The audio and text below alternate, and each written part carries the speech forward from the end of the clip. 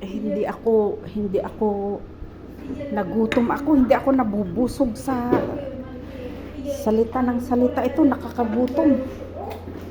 Yung isang kamay niya ang nagtatrabaho. Ayan, ang ingay niya. Kaya ang tagal niya dito sa kusina. Ilang oras na siya dito.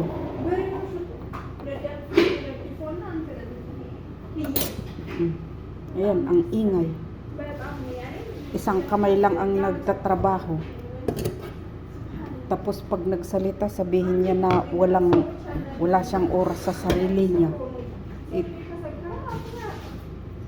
Ayan, ang ingay niya.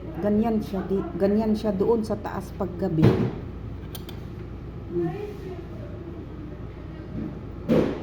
Hindi natatapos yung call center. Ayan. Piliin natin ang gara. Yung gara dito is squash, kalabasa.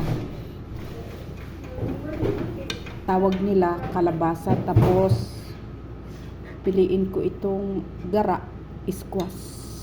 Tapos magfoof, repolyo, magfoof. Yan, magfoof. Tapos bell pepper,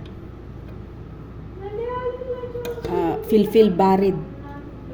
Filfil barid ang tawag nila. Ayan, ang ingay. Naririnig nyo ang ingay-ingay niya? Ganyan siya doon sa kwarto namin sa gabi. Kaya nagigising tuloy ako.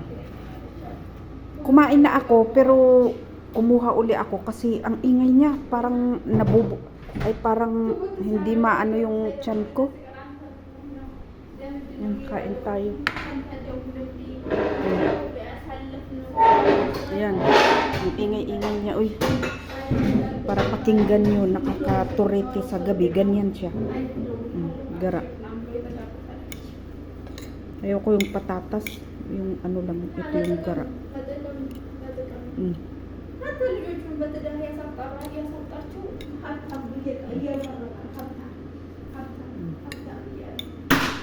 Ang ingay niyang bunganga niya.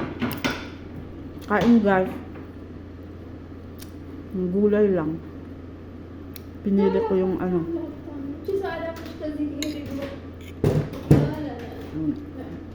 ganyan siya sa gabi. Ang ingay niya ganyan.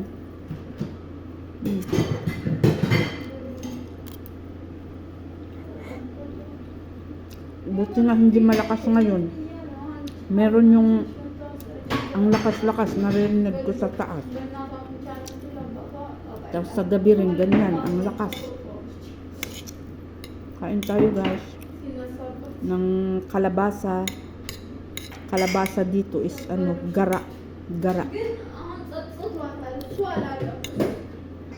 Ayan, kain guys.